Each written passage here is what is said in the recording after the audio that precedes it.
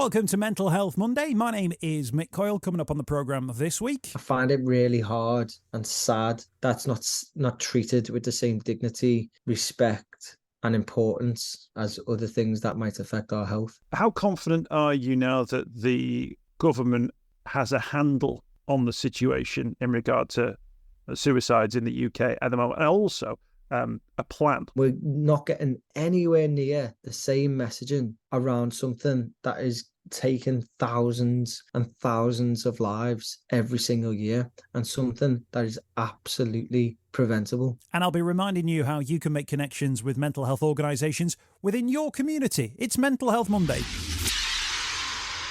The home of the UK's conversation about mental health. Welcome to Mental Health Monday. I do hope you're well. Thank you so much for your time.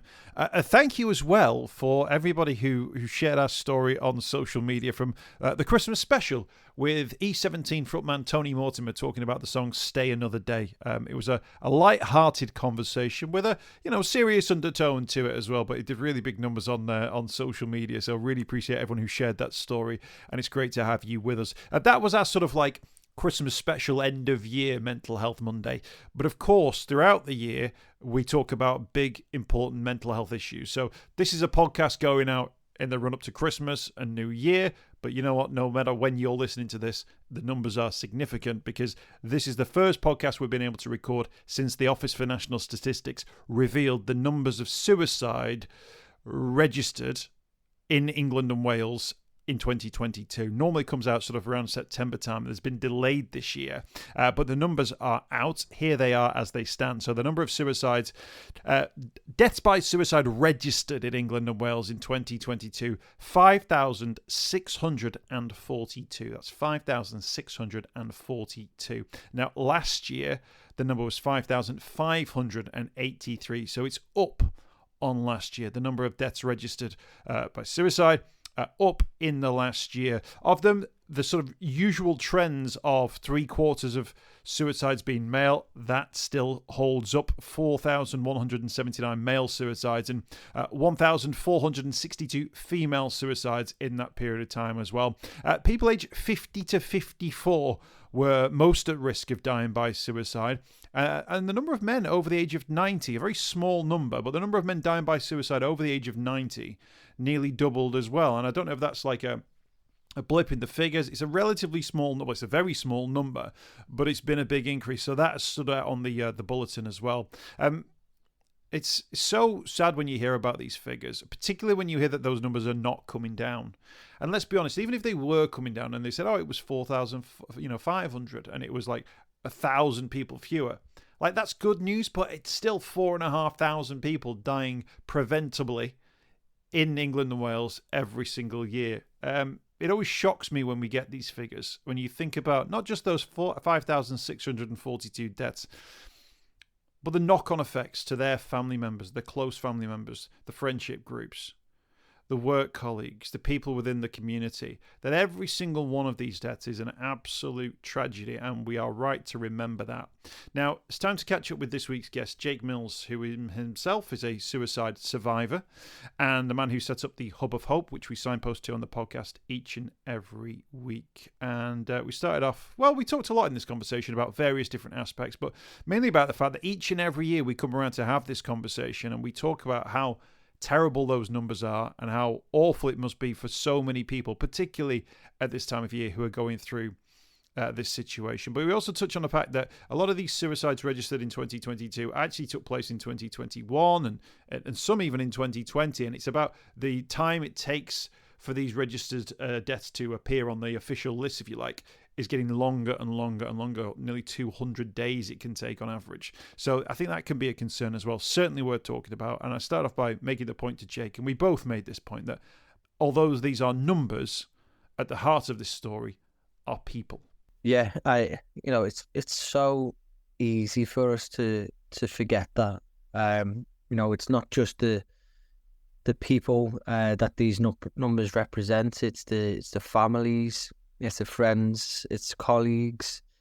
It's this whole ripple of people who will be affected by each and every suicide. People who, in turn, will then become vulnerable themselves. And it's so easy for us every year to just throw numbers around and talk about them, in all honesty, a little bit flippantly. So I'm actually really pleased that you have contextualized that in that way, because these are lives that have tragically and needlessly ended this way. The numbers come around every year. They're always a little bit behind in terms of some of the delays that we have around the reporting. How confident are you that this is the truest picture that we have around suicide? That people will say X number of people died last year, and yet you can never be quite sure, because there's always a couple of caveats and things like that. I suppose it's the best system we've got at the moment. Do you think it tells the full picture?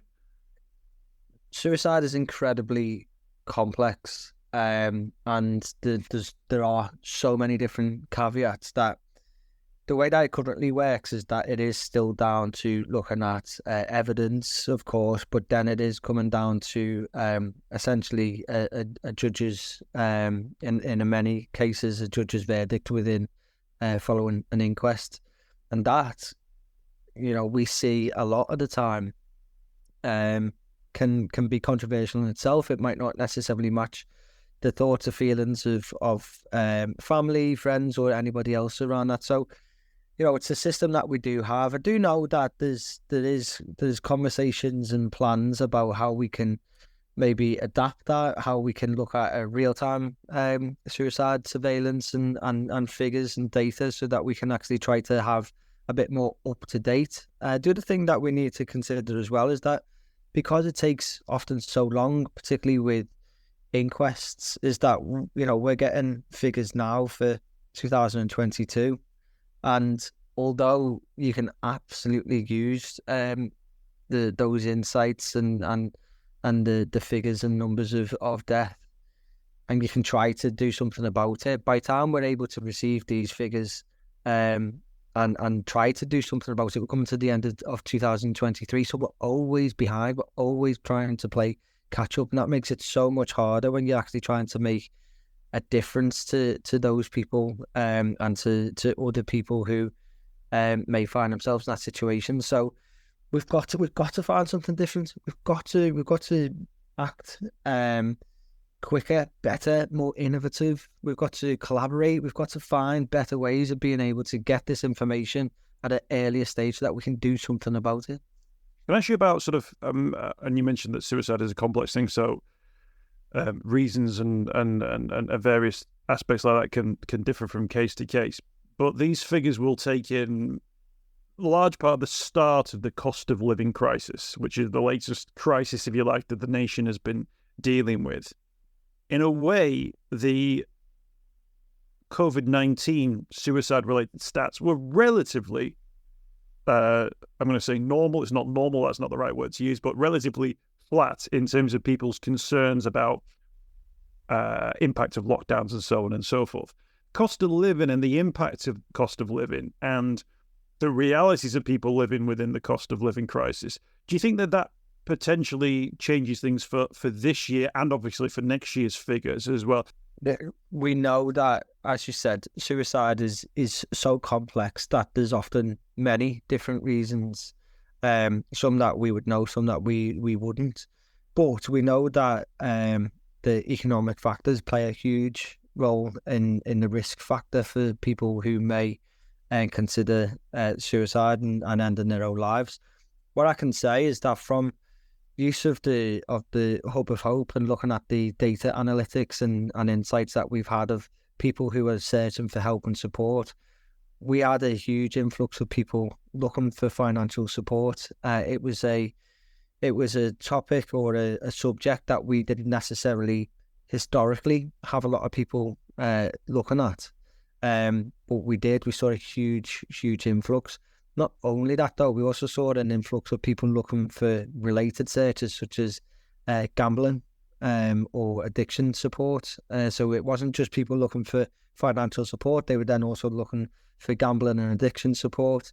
And then also self-harm was a rise as well around that time. So, if you kind of looking at it from that regard, these things will often just escalate and follow each other. And it's so easy to see and to understand how somebody in a financial bad financial situation, particularly with the cost of living, can find themselves in a real dark situation, with feeling like there's no hope, there's nowhere to turn, there's no light at the end of that tunnel. So yeah, I definitely think that's something that we will be able to consider as being a huge factor in that. The government have produced their suicide prevention strategy with a view to flatlining them, bringing down those numbers over a, shall we say, modest time period. How confident are you now that the government has a handle on the situation in regard to suicides in the UK at the moment, and also a plan which is workable, that might start to see a change in those numbers, albeit over modest timeframes rather than the probably instant change we'd be more minded to want to see? There is a plan. The National Suicide Prevention Strategy, which was recently released and included Hub of Hope within that, which is something that we're really pleased to see, and we were encouraged that we can play a part in that. The truth is, and your question about do the government have a grip of this? Are they starting to do more to control the numbers of suicides and to reduce the numbers of suicides? We're having the same conversation. We've had the conversation every year now, and there was conversations about this before we were having those conversations. Until these numbers are dramatically changed, until the numbers are dramatically reduced, then I am absolutely in no way confident that government, whatever government that might be, are doing enough about this. And it makes me so sad, and it makes me angry that we should all be angry about this. Everyone should be angry about this. And it makes me so angry that we come back round every year, the same conversation about the same, around the same amount of numbers. And, we should be happy with that. We shouldn't. None of us should be happy with that.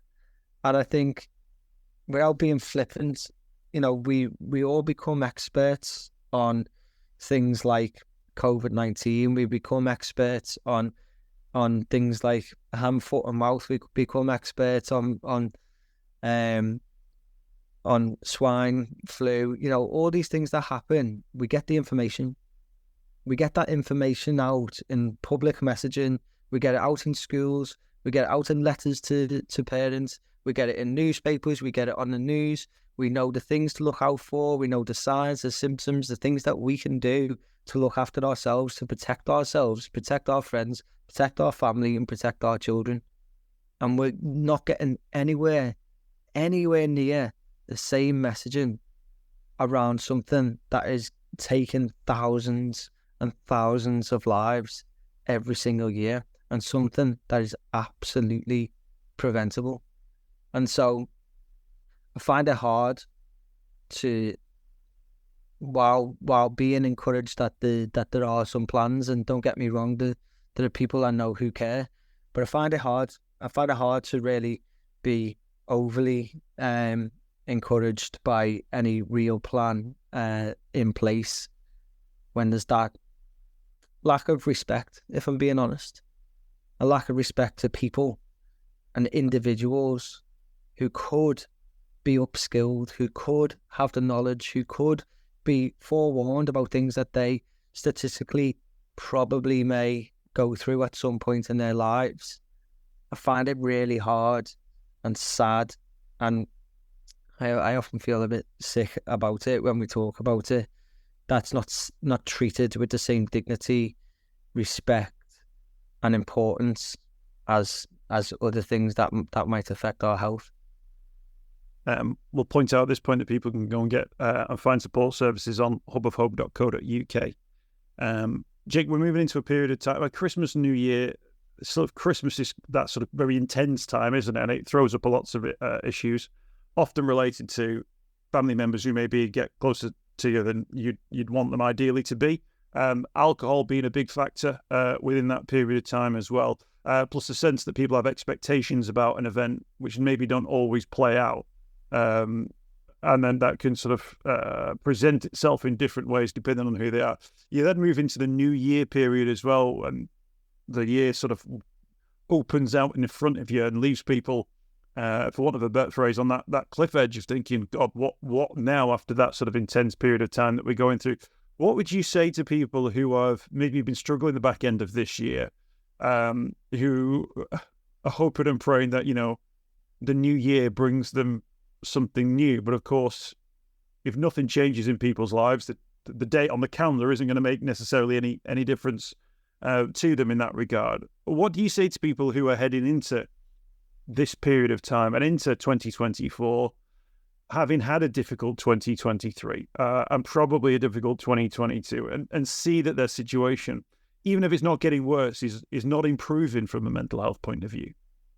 Yeah, it's really hard this time of year to kind of, because I know people have different approaches and different feelings and different ways of dealing with things. One of the things that's really hard this time of year as well is routine stops. I think a lot of people will rely and depend on a routine, getting up, going to school or going to work and being around colleagues, or going to groups that might close for Christmas, going to gyms, going to other networks that they might have, which is a routine is a big coping mechanism for all of us, probably.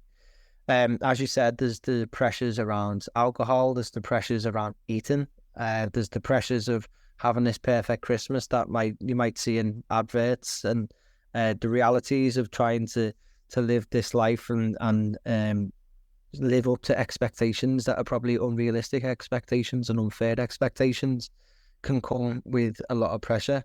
To anyone struggling from that regard, I'd say, Christmas Day is just Monday. It's just Monday. The same as any other Monday. Don't put too much pressure on that to be or act or to pretend to be enjoying things that you're not. Don't. I know that's easy said than done, but it's really important not to try to live up to unfair, unrealistic and unhealthy expectations. Going into a new year, you'll often have people talking about it, new year, new me.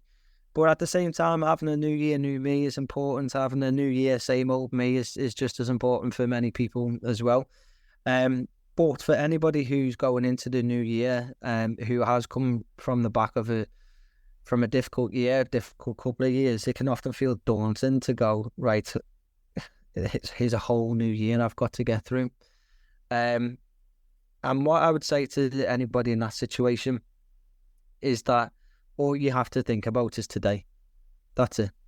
Just think about today and getting through today and doing anything that you can do in today to take any steps forward in a positive, looking at the tiny, small steps of positivity and hope. That's all that matters. Because without getting through today, you can't get through to next week, you can't get through to next month, you can't get through to the next 6 months or year. It doesn't really matter about 12 months' time. It matters about the next 24 hours. And if you can get through the next 24 hours, then you can get through the one after that. So I know it's all easier said than done, but looking ahead of the year and making a plan for the year, yeah, that might make sense for some people, but it doesn't make sense to everyone. So you work and you do it how it works for you. Top advice. Can I ask you, Jake, because we're all sort of on a journey on this one. Is there anything new you've started doing? Is there something you're planning to do that's that you found has been a great new routine that you've got into, or something that's made a difference to you? Do you know what? I've kind of found the real benefit to me of the physical exercise and what that can do for me. And again, talking about a routine, I've actually found myself making non-negotiables around, I either have to go to the gym at this time or go for a run this time. And, obviously everything's caveated with doing that in a healthy and positive way and having a healthy relationship with exercise. But for me, it's time to kind of really de-stress, let everything out, not being on my phone, not worrying about anybody else, not worrying. Just it's the time to actually be on my own. And yeah, I've really found that this year, so it's something that I'm going to take into the next year. Good stuff, Jake. As ever, thank you for your time. Thank you very much. Jake Mills from Chasing the Stigma. Head to hubofhope.co.uk to get connections with mental health services within your area. The government earlier this year announced their new National Suicide Prevention Strategy. Contained within that strategy is the aim to reduce the suicide rate in England within 2.5 years, with a focus on prevention and early intervention, targeted support to priority groups, including those at higher risk of suicide, significant focus on tackling lethal substances, including a new alert system there, and delivering near real-time surveillance of emerging trends in suicides. It touches on some of those things that we were talking about that Jake would like to see brought forward and really focused on within the next 12 to 18 months to give us a real true picture of what's going on, where, and obviously an opportunity to make those interventions. I hope you've had a great 2023. However it's been for you, fingers crossed things will move on for you in 2024 in a positive way, and that might come with some changes that you're looking to make. It might be something physical, it might be something mental, it might be more time to yourself, it might be less time to yourself, and it might be about getting out and about with other people and more people. It might be about, for me in particular, less time spent looking at a screen, more time reading books. It might be about maintaining physical activity. It might be getting up to 10,000 steps, or maybe even achieving something like a couch to 5k. A new skill, learning a language, an instrument. The whole world is opening up in front of us, and sometimes that can feel daunting, but also it can be a great opportunity. So I wish you and your families a great 2024. Thank you for everyone who's supporting Mental Health Monday throughout the year. We will continue to produce these podcasts on a weekly basis, and we'll be back in early January. Have a great Christmas and New Year, if that's still appropriate, depending on when you're listening on this, and we'll catch up again very soon.